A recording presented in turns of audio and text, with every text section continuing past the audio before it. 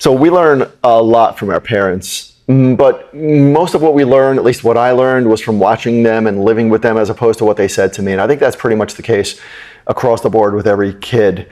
I was very fortunate as a kid. I grew up with two wonderful parents, but my father was definitely not an entrepreneur. He was a 9-to-5 employee, so I didn't learn anything about business from him. I learned so much about life from him, but not about business.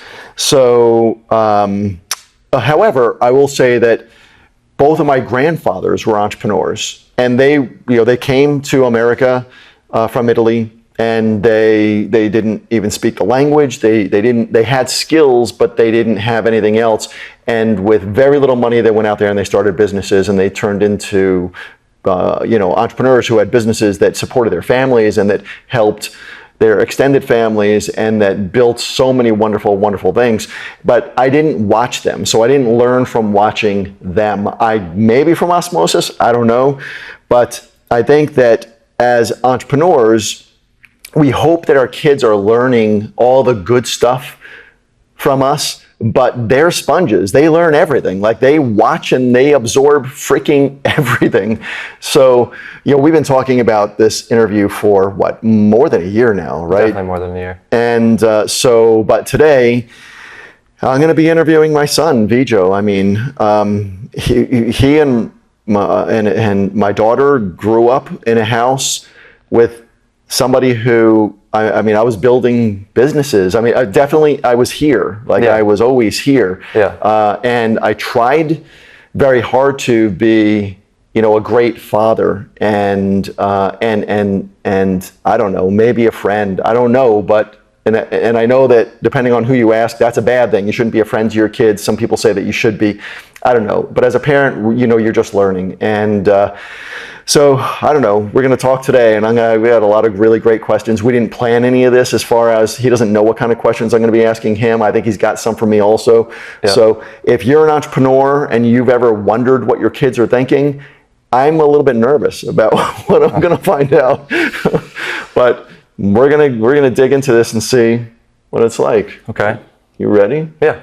I'm all good. All right. So I'm going to start with a softball. Okay. Do you think it's hard or easy to be an entrepreneur? To be an entrepreneur or the child of an entrepreneur? No, to be an entrepreneur. Definitely not easy.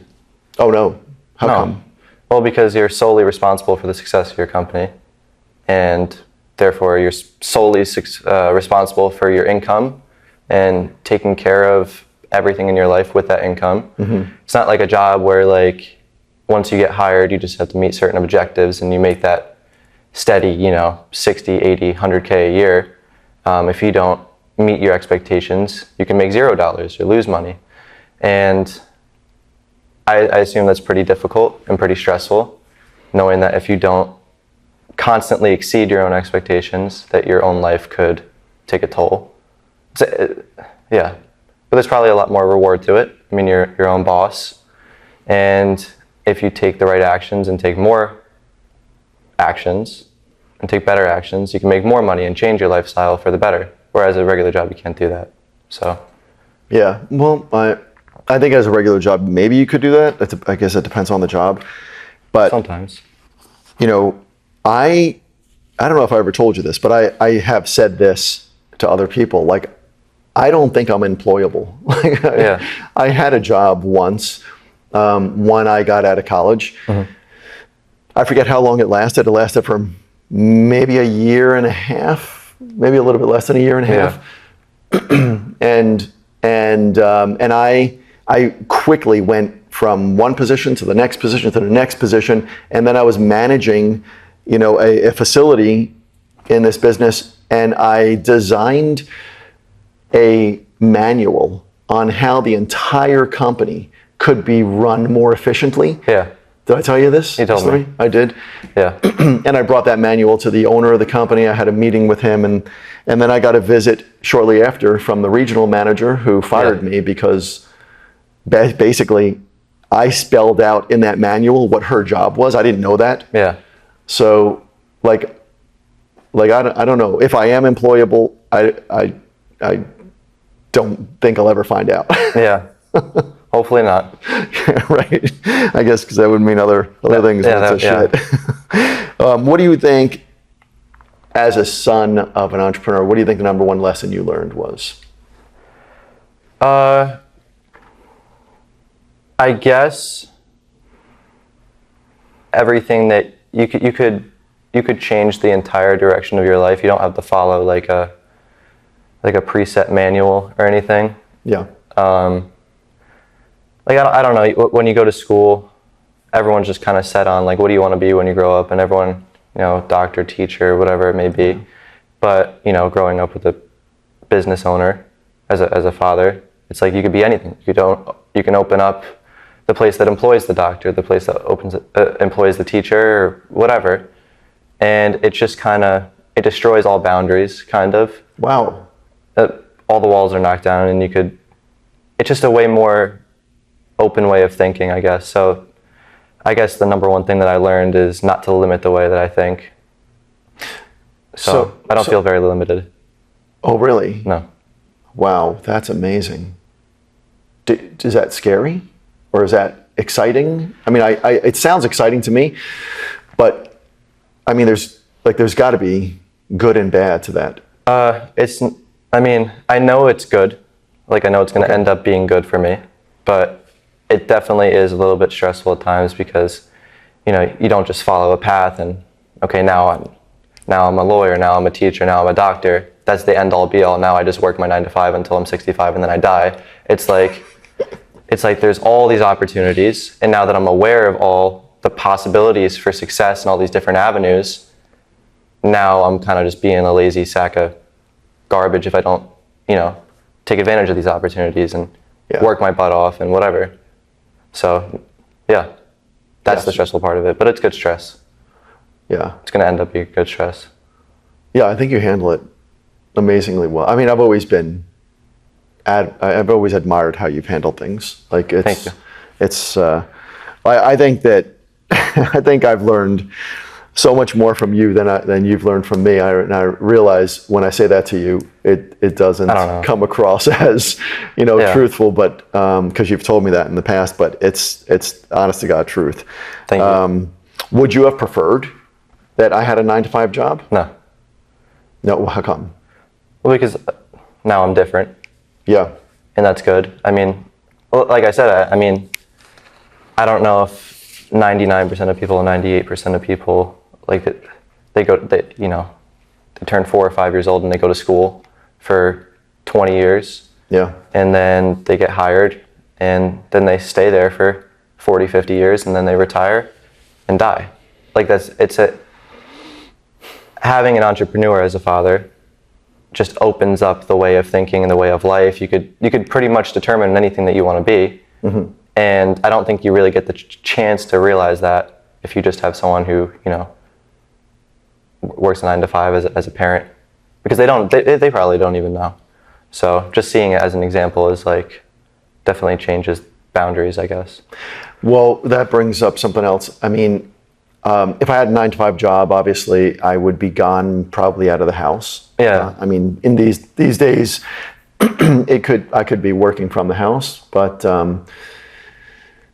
me being here all the time, the fact that I'm, most of the time I'm working out of my home office. If I'm not working out of my home office, I'm home. Mm-hmm. I don't need to be places often, especially at this point in my life. Is that good? Is that bad? Definitely good. Well, it's definitely good. I've actually talked about this recently. That, even though you might work more than someone who works a 9 to 5 or work harder, mm-hmm. you're able to be home and witness your child's first steps, or you're able to be there when remember those first steps. You're able to rush your wife to the hospital when she's about to give birth. When you're not at home, mm-hmm. you don't get to see those things. There's time, and then there's the commute time too. Then you have to travel an hour back to get home, and by that time the kids are put to bed. Mm-hmm. You get to be by to experience so many more moments that you might just miss out on, and that's over time. That's a completely different way of life. Yeah. If you think about it, you got to see my first steps. If you work somewhere else, you might have not been able to see that. So I think those things accumulate, and I think that's a very good thing. Well, what about now that you're 21 now? Like we see each other a lot. Yeah.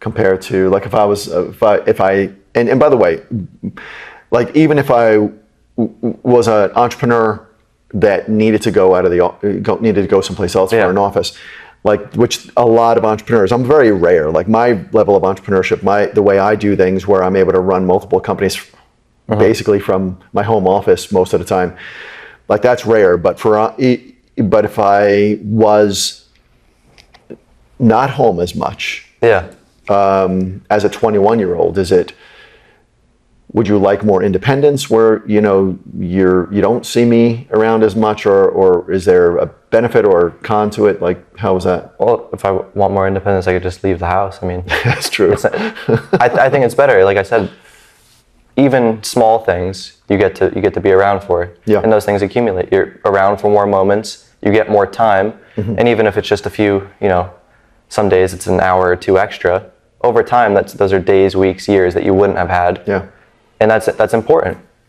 Like you really can miss out on so much if you're not home. Yeah. So I think that's a very big deal, at least to me. So I mean, that was a big decision in my life. Like as you know, because we've spoken about it. I don't know if you remember this, but I know that we've spoken about it as you got older, but I'm curious if you remember when you were a kid and I used to travel, like I used to speak on stages all over the globe, and I would do sometimes 4 to 7 gigs a month, which kept me out of the house for more than a week sometimes. Yeah. And then I'd come back, and I tell you, like one of the scariest times of my life when it came to you guys, as far as work goes, was coming back from a trip one time where I was gone for like 2 weeks because I was speaking and then going someplace else to speak and then going someplace else to speak, and I was just jumping from gig to gig to gig and then coming back. That was at the height of when I was really doing a tremendous amount of speaking. And then I came back, and it took you, I remember this right here. So I remember the feeling walking into the house, and you like didn't run to me. Like you were, it took you a half a day before you were like all over me like normal. So it was almost like I had to warm you back up to me, being in the house. Yeah. That was weird. crappy. Do you remember that? I don't remember that. Thank God. Yeah. That sucks. Yeah, that was weird, but but listen, there's a lot of risks. There's risks for time for entrepreneurs that have to travel. There's risks monetarily as an entrepreneur. So specifically monetarily, like you have seen ups and downs. Like I don't think it's a good trait that I have, but still to this day, I often risk way too much in business. Like I'll put everything on the line to hit it hard with a business. And I know, there have been times where we've been really great, and then there's times where I am scared. And I know you and I've had, as you got older, we've actually had conversations about this. Well, only as I've gotten older. Yeah. Oh, never as a kid. Yeah. But how does that affect you? Like knowing that, every once in a while, like it's pretty shaky sometimes, or it used to be. Well, I mean, we didn't really have these conversations until I was like 18 or 19. So I think it was good that we didn't up until that point. Yeah. But I mean, now I feel for you for the highs and lows or whatever, if they occur. But at the same time, the past 21 years of my life, I'm 21, so all 21 years of my life, you've been able to manage ups and downs and whatever, and always come back, do better than ever. So there's always that in the back of my head, like, yeah, maybe he's not doing his best right now, but he's gonna come back. He's always come back. So he has to come back. Like there's like a level of confidence that you'll figure it out. So it doesn't really stress me out now. Maybe if I was little, I'd be like, oh my God, whatever. But it doesn't affect me too much. Yeah. Well, I'm curious because you have never been the kind of person to ask for a lot of things. Yeah. Like never. Like I remember so many years where I like kept trying to push things on you. Like, you need, whatever, like you need more variations for sneakers or whatever it is. That's a bad example, but you never asked for anything. It's very, very rare that you ask for anything from a monetary standpoint.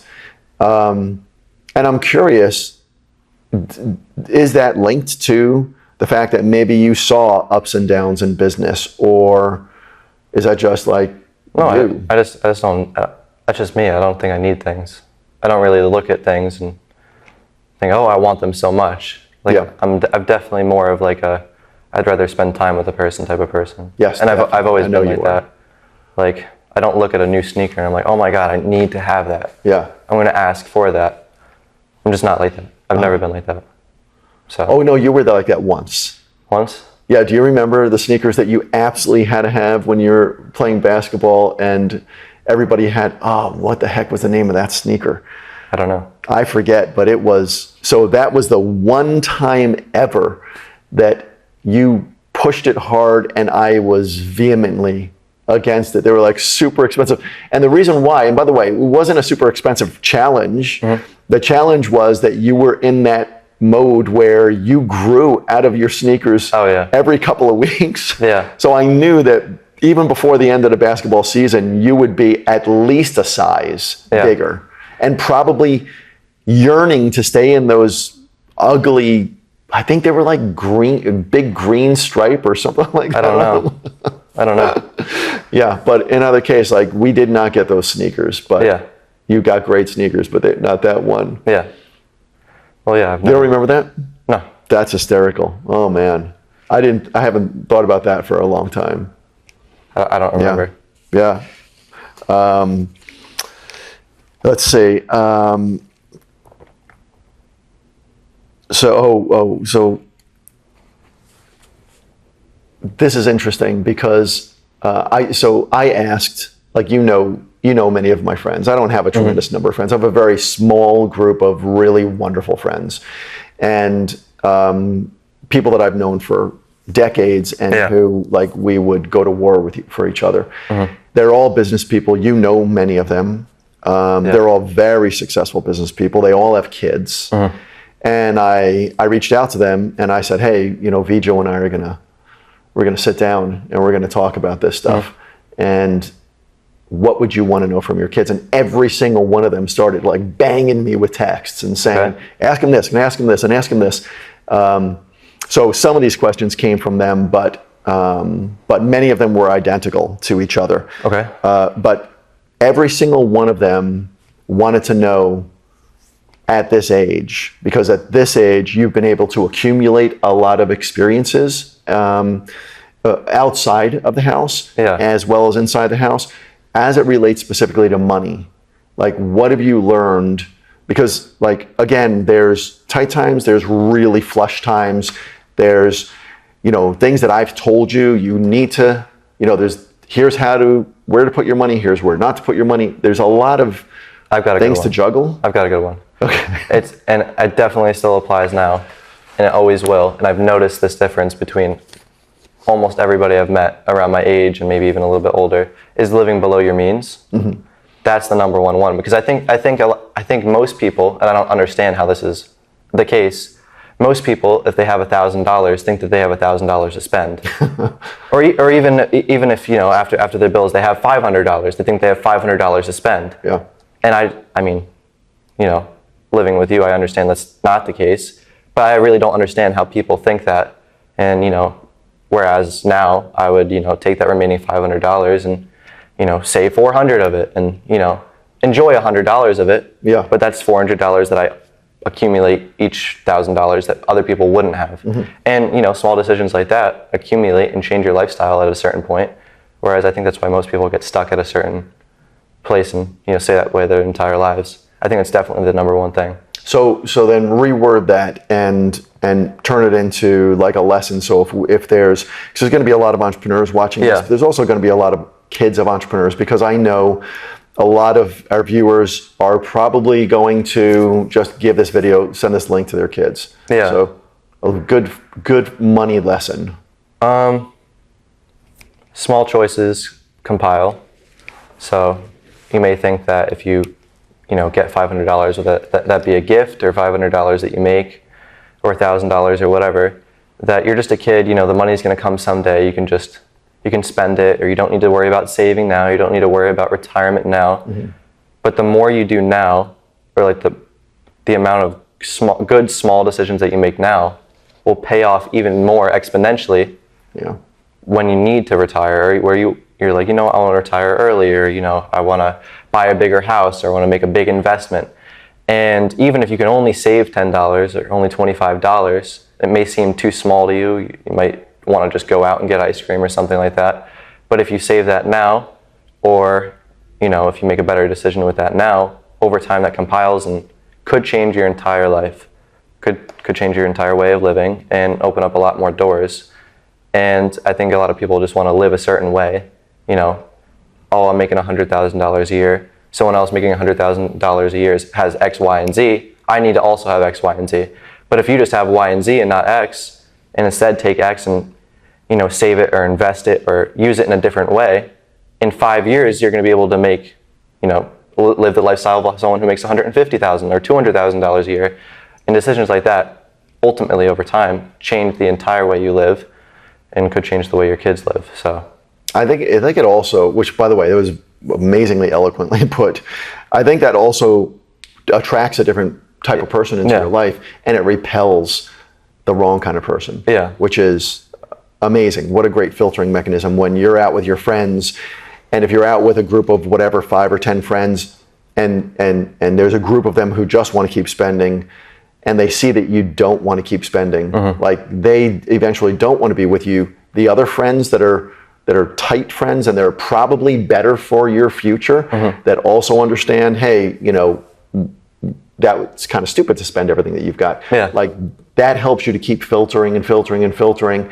And I don't like as you know, and as I said earlier, like I truly believe a small group of really powerful friends is far more important than somebody who says, I've got thousands of friends, or my social media has, X number of followers. They're all friends of mine. They all love me. Like that's not the case. I don't think you can have hundreds or thousands of real friends.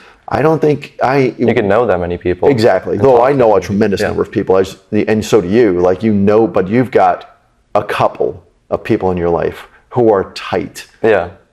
And obviously you'll add more, but probably, hopefully, slowly and very quality people. Yeah, I think that's probably what's going to happen. Hopefully.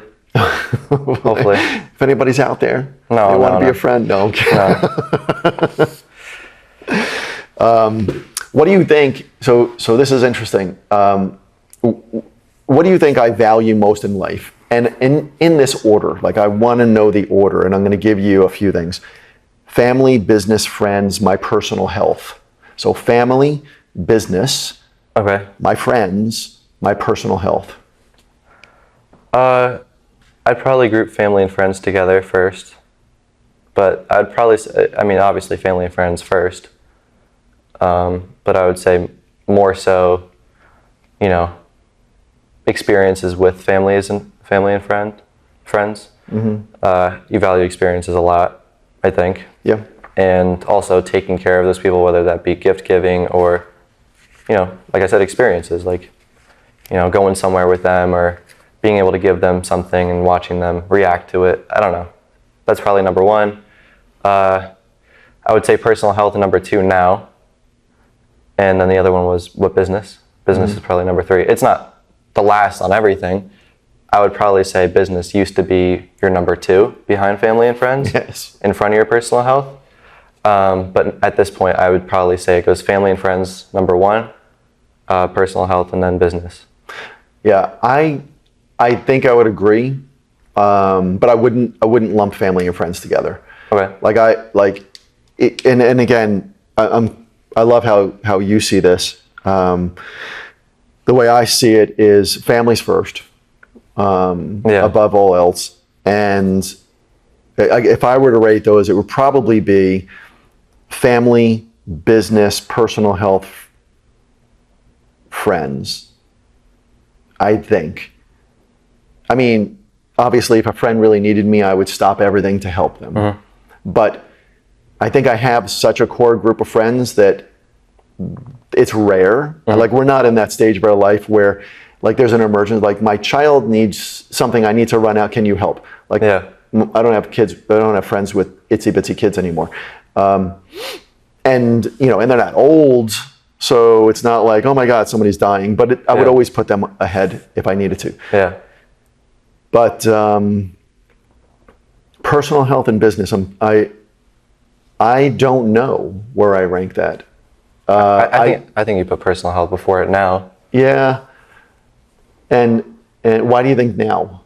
Because I think you're probably more secure in the way you go about things in business. Yeah. That you could probably, if you could probably make the decision to maybe work one less hour a day. If that results in you losing hair, turning gray or something, or your stress goes up so much that your cortisol levels go all out of whack and you lose sleep, I think you'd probably prioritize all that other stuff instead of that extra hour of maybe getting stuff done because you're more secure in what you do, I guess. Yeah. I don't know. Yeah, I guess so. I don't see you pounding coffee or anything throughout the day or stimulants. No. So. Yeah. Yeah, that's interesting. It's interesting to see how you see it from the outside and how I feel it from the inside sometimes. Like I definitely work out before I go to work. Yeah. So, I wake up, maybe jump in the ice bath, work out, sauna, work. So but I see that as priming myself for work. Yeah.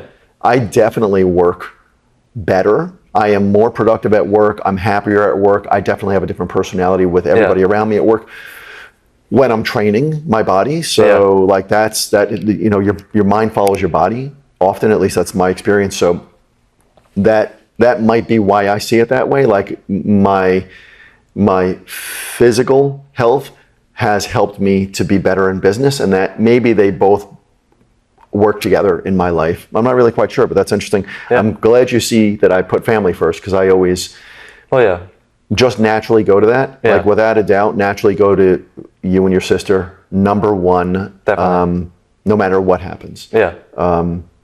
But I'm grateful that you see it that way. Yeah. So give me something that you learned that I might not know about.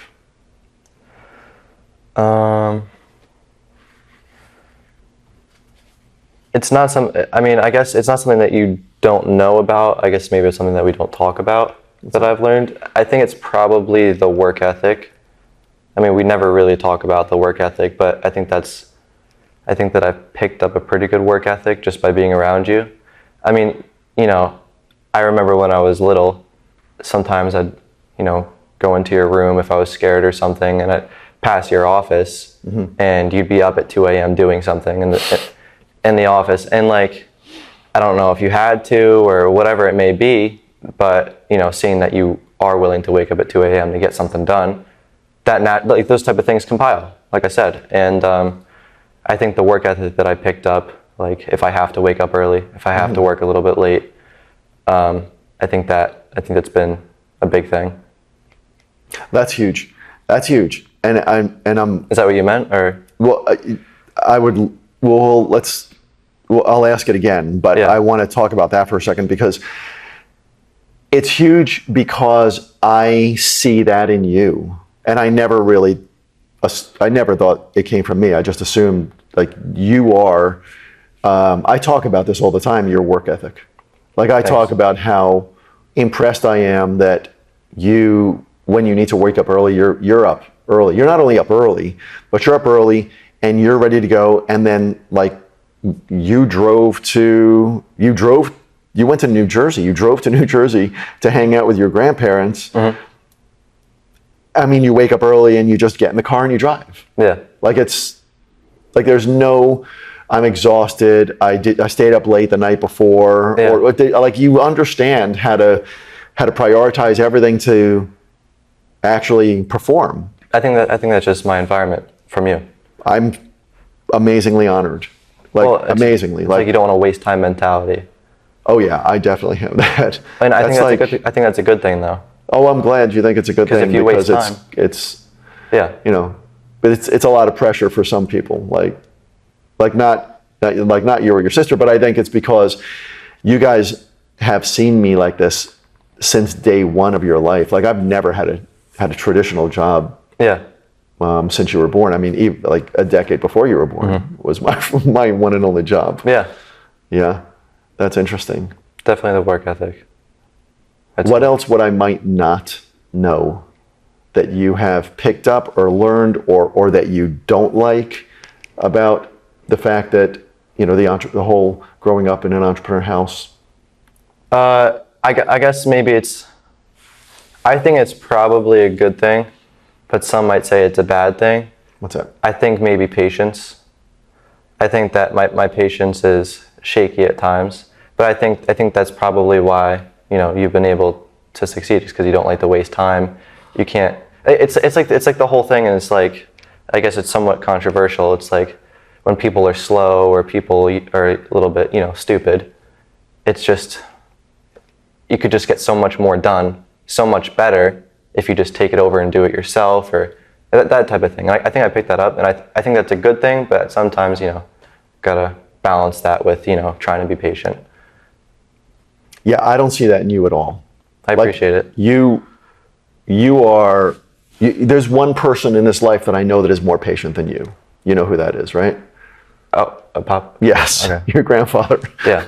Like, I grew up in a house where my dad was patient. Mm-hmm. I mean, he's, as you know, other than you and your sister, he's my favorite person on this planet. Yeah. I learned so much from him. The one lesson that he tried to teach me and that he said to me many times when I was growing up is I need to learn to be more patient. I don't know if I don't have that gene inside of me, if it is a gene, or if I fought it and I just don't want it. But I feel like I've matured a lot, certainly since you were born. Like I definitely became patient after you were born. Having a child. Yeah. And then after your sister was born, years later, I mean, my patience for both of you, I think, is awesome. Mm-hmm. Outside of you and Angelina, I don't. I definitely am not blessed with natural patience, but I totally feel like you are. Like I appreciate it. You take things in stride. When you and I have conversations, you're just cool, calm. I try. And you take things in, and I don't know if you process them or you internalize them. I mean, we've had this conversation several times, but I am not that way. Like as you've grown, you've seen me at times without patience, and I don't think that's a good thing. Like I don't know. You said something about that might be part of why I've been successful. I think I don't know. Maybe, but I don't know, because I think that it's not kind sometimes to not have patience for people. But maybe there's a difference between patience and empathy. And I am, definitely.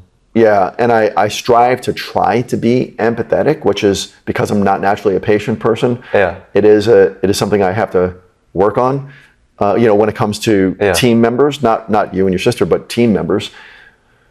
But again, that's another lesson that I think I learned from you, like being able to take a breath and be patient, as opposed to, immediately letting my emotions or my lack of patience like push me to do something else. Yeah. Well, thank you. Well, you're welcome. So I think we covered a lot of the ones that I had initially on here, because we went deep on some, but there's two things that I really would like you to talk about. One of them is, what advice would you give to kids of entrepreneurs? I would probably say listen more often and take advantage of, having an entrepreneur as a parent.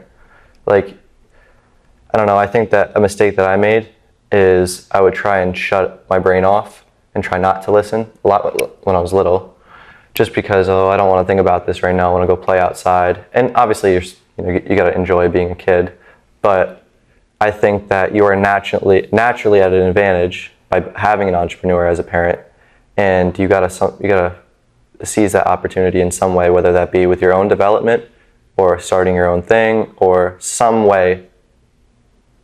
There is ways to take advantage of it, and you probably should, in a good way, not in a bad way, but learn from them, use their advice, that type of thing. So. And what advice would you give an entrepreneur? And by the way, let me preface this, because I don't know. This is a great question. And it wasn't mine. It came from a friend of mine, and I'm not going to tell you who it is yet, but I'll tell you after we turn the camera off. But you and I have spoken, and we did a video a long time ago, not for this channel, for something else. And it was and you were giving advice to people who were older, and it was so insightful. The kind of things that you said, you didn't think they were, but as I watched you and listened, like I'm like, oh crap. And I think that we all have that inside of us where when I'm talking to somebody, I don't value sometimes as much what I'm saying to them, because it's just second nature to me. What they're like, if they're asking me about business stuff, like that's like I got to stop my brain sometimes from thinking business stuff. But they're getting so much value because it's helping them. I just love talking about this stuff. When you were sharing this other thing last time, like you were talking to men my age. And I sat back saying, oh my God, that's so fucking insightful. Like that's gold. And I don't think you thought it. So it's super important for somebody like me who has kids to be able to hear from kids. Uh-huh. And our kids normally aren't open like you. Like you and I have we've worked on this, but I'm so grateful about our relationship. I think we have a wonderful relationship. Mm-hmm. I agree. Thank you. But most people, at least the people that I hang out with, like they don't talk to their kids about this kind of stuff. Yeah. So there's not that open communication. Like their kids are not going to say, you know what, here's some advice. Like this is, maybe you should treat me like this and you'd get more out of me. Or sometimes you don't turn your business brain off when you're talking to me after you're done with business, and I feel like you're talking to me as an employee, and that sucks. It hurts me, and I shut off. So you're saying, what advice would I give to entrepreneurs as like parenting advice? Yeah, absolutely.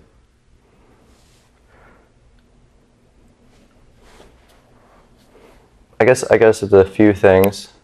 I think it's one of the things you said about, once you leave the office and shutting your brain off and, trying not to just talk to everybody like they're a moving facet of the business. You got to find a way to like shut your brain off, and go back to normal life. Like this is, there's no business anymore. This is just, you're around your family, you're around your house. They're not employees or moving facets of your business. You just got to shut your brain off and go back to being you. Because I think you have to have some sort of different alter ego, or not even an alter ego, but a different mindset that you switch into in order to be successful in business. I mean, I'm not successful in business, but from what I've witnessed or understood, so you got to find a way to switch it off. Otherwise, different mindsets work for different areas of life. Yeah. So it's very important to be able to switch out of it. Whether that's a mental cue that you have or something that you do, I don't know, but you got to find a way to switch out of it. So Yep. that's pretty much it. Yeah, I don't know when I started doing this, but I started having something that I call buffer time. And when I used to spend the majority of my time in an office, it was the drive back home where I literally would breathe and I would kind of meditate in the car on the way back. Yeah. So that when I got there, I was dad again. But then when I started working, when you were young and I would work a lot from the house, I don't know if you remember this, but I would open up my office door and immediately, like you guys would hear it's like magic. You came out of the cracks in the walls and all of a sudden you heard my office door, and before I could take a couple steps out, you were like, Dad, Dad, Dad. Yeah. And so I had to make a conscious effort prior to opening up that door that I had to have some buffer time. Definitely. And I relaxed a little bit and I cleared my head because you're moving, like in business, you're thinking 2, 3, 4 steps ahead. You have to. And you just get used to that. So by the end of the day, you're like you're running on all cylinders. So. I had something else to say. I would probably also say, I don't think that entrepreneurs should try and push their kids in any sort of direction, because I think throughout my life, there were times like when I was little, you'd be like, don't you want to own a business or whatever? And kids are naturally rebellious. It's not like you're meeting me at just 21. Right. There's me from 0 to 21, and I think that kids are naturally rebellious, and they're going to be like, oh, I want to do something else. But like the past few years, there's been no pressure, and now I want to do something like that more than ever. So I think that naturally, kids will they'll want to replicate their parents, because obviously that's what and also it's a good lifestyle. And I think that you're only doing them a disservice if you try and push them towards something, because they're just rebellious. They're going to rebel. And ultimately, if you want the best for them, which is probably trying to become an entrepreneur, let them find their own path, because they will naturally try and replicate you if you have a good relationship and all that stuff. So that's the other thing. That's awesome. That's all. Okay. You have questions? I do have questions. I have them right here. I know you've been looking at that for a while, so I just assumed you had something written down to ask me. Okay, I got a few questions. Okay, don't make me cry. No, they're basic questions. I guess the first one is, how do you manage balancing maybe your time and I guess just your time between being an entrepreneur and a parent? Like how do you decide throughout each day? Okay, I could end early today. Do I end early and go spend time with my kids, or do I buckle down and finish this and maybe move on to the next thing or whatever? How do you balance your time? Yeah, great question, and a tough question to answer. It's literally a day-by-day thing with me. We're at a different point in our lives where you guys are a little bit older now. Yeah. So when we have and you have your own life, like you have a lot of plans. Your sister has plans most of the time. So it's easier for us to schedule things. So like you and I talk about doing things, and if we don't have plans, I know you've got other plans. Like I already know your vibe when it's going through life. So if we have plans, my entire day is built around being ready for those plans. So I know my meetings have to be done by a certain time. I'm putting finishing touches, and then I'm done. Like it's a switch. I flip it off, I'm done, and I am anticipating our time together. Same thing with your sister. Yeah. If like she and I were out to dinner the other night, and I knew we were going to hang out for the day. I knew that what we were going to do, and I did have a lot of other things going. You know that we're launching that new company right now, which is exciting as heck for me. There's a lot of work. Everybody on the team is doing a lot of things, and it's exciting for me. But when I knew Angelina and I were going to we had plans for that day. That was it. Like I got up early. I did my stuff working out, sauna, in the office, got stuff done, and then I was showered and ready to go. Yeah. Okay. Yeah. So I don't think it's an issue at this age. Yeah. When you guys were younger, it was totally different. When you were younger, I knew, for example, when you were both in school, I planned my entire day around breakfast and then driving you guys to school, because I always wanted to be there to drop you guys off. And then I busted my ass until 10 minutes. It took me like 5 minutes to get to the school to pick you up. 10 minutes beforehand, my alarm would go off 15 minutes before. I knew I had to be out of the house 10 minutes before, and then I'd be there, a couple minutes early, just to make sure that I was there and ready as soon as they opened up that door for you guys. Yeah, that was it. And then I was done. Like, the entire day after that was us. Yeah. So that was a conscious effort, and it was important to me to be able to change my business model. Every stage of your lives, I've changed my business model because you guys are a priority. Yeah. Like we were talking about earlier, I came home that one time from speaking, and I honestly felt like you didn't recognize me. Yeah. I mean, I knew you knew me, but it was just not that magnetic feeling. Like, they immediately jump on me, and I hated it. And that day I changed. Like, I didn't accept nearly as many speaking gigs, not nearly as many. And then there was another time where I had to leave for a giant speaking gig, and I got picked up. The car came to pick me up during dinner. And when I got in that car, I felt horrible, like a horrible father. And I would like that changed my entire speaking career. Like, at that point, I'm like, this is it. Like, I may do a few every year, 4 or 5 a year, but I'm never going to put myself in a position again where, no matter how big it is, I'm not gonna let this interfere. Yeah. So, yeah. That makes sense. Okay. Yeah.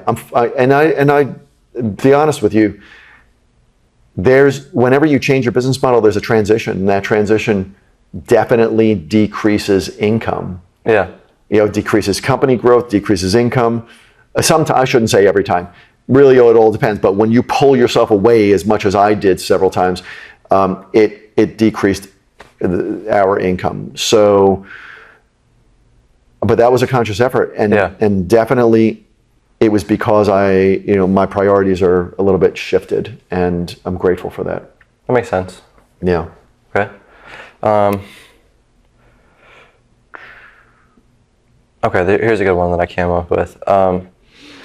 Did becoming a parent, so the moment I popped out, did becoming a parent influence the way you approach business or business decisions anyway? Did it change, like? Yeah, everything.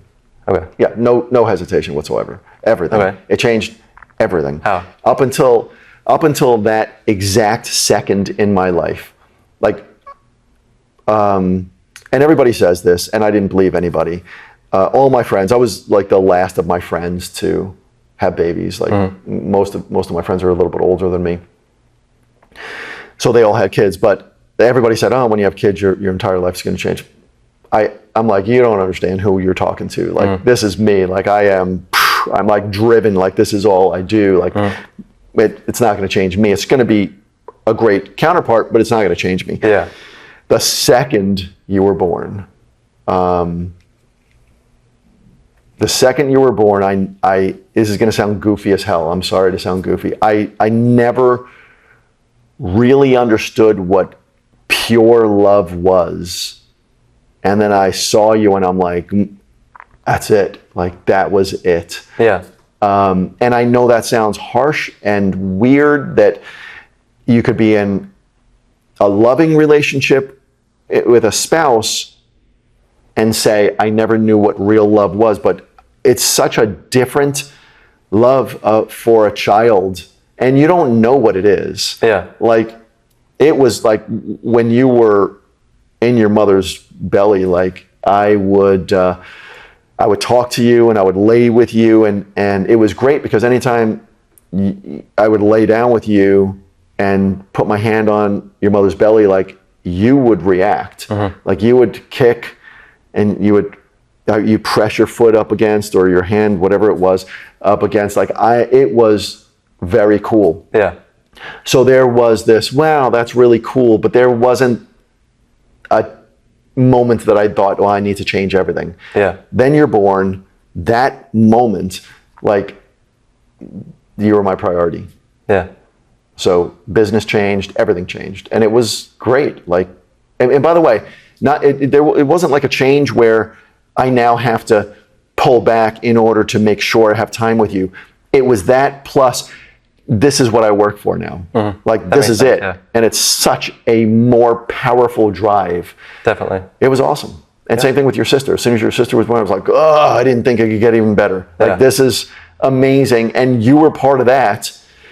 And you remember walking into the house where I was carrying her, and you were like mesmerized by this little girl. I remember, yeah. It was a shift, and it was a great shift in business also. Like I worked less for a long time, but the amount that I got done during the time I was working was immensely more, and I didn't think that I could be more productive. I found a way to be more productive. Yeah. Wow. Yeah. Okay. That's nice. Yeah. I'll see if I have any more here. I guess my last one would be, I have a couple here. But my last one is, looking back, is there anything that you would have done differently between the balancing? Is there something that you wouldn't have done? Not specific, obviously, but like, is there a different way you would have approached things between balancing business and family? That's a tough question. Like, I purposefully don't ever look back and wish I had done anything different. I mean, we can't go back, so I don't look back. So this is the first time I'm ever even thinking about that. Okay. Would I do anything different? Well, and this is a really good question because for younger entrepreneurs, somebody who is like just building a business, this would be a good thing for me to be able to answer. Well, I wish I had a great answer right off the top of my head for this. That's right. Would I do anything different? Yeah, I would. In the beginning, before I had kids, I would have saved a lot more. I would have written out here's one thing that I didn't do before I had kids. I had been through exercises where I wrote out personal values and business goals and all that other kind of stuff. But I never really put my heart into it. Like, I wrote it out and I read the books and I did it according to the way everybody said that you need to do it. And here's the state of mind that you should be in to write out your values. And here's what you need to think about. Here's the different areas of your life that you need to take into consideration. But if I were to do it all again, I would really put far more time into getting clear on that. Okay. Because that's your guideposts. And prior to having kids, my values were very, very different. Even after I had you guys, my values were not the same as they are right now. I think my values now are the best they've ever been. Yeah. And had they been a little tighter in the beginning, which wouldn't have taken much work, but really the change would be I would put more time and effort into being clear and committed, like clear on my values, clear on what I want to achieve, and then committed to really achieving things so that we didn't have as many ups and downs in the beginning after you were born. Yeah. Because having kids should be a time where you're like they are my 100% focus. But in business, there are times where you're like, okay, I need to do this business stuff in order to be able to support my family, in order to be able to give them what I want to give them. And so I probably would have put more time into that and getting clear. Okay. That's good. Yeah, but I'm really super grateful for, I don't think that anybody ever thinks they're doing a great job. And nobody knows what the hell to do as a parent, especially an entrepreneur. At least none of the ones that I know. Like most of the entrepreneurs, most young entrepreneurs obviously have a spouse. No, I shouldn't say obviously. Most entrepreneurs who are young and having a family have a spouse. That's how it works. I don't know if we ever had that birds and bees talk, but there needs to be a man. No, I and a understand. woman. I understand, yes. Okay. So, yeah. So there's a partnership there. And sometimes, they rely too much on that partnership and say, well, the mother or the other person will take on the burden of the children while I focus more on the business, which I think is a big mistake. Yeah. But sometimes it's the priority. We have to keep money coming in. Yeah. So I think it's real important to get super clear on what your values are so that there is a little bit more of this balance. So you hit the ground running? Yeah, there will always be an imbalance in that because that's what a partnership is. Yeah. But I would definitely want to be super clear on that. I wasn't in the beginning.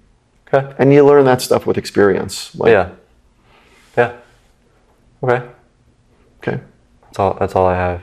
All right, man. This was great. This was a year or more in the making, this interview. It was good. So I appreciate this very, very much. Yeah, me too.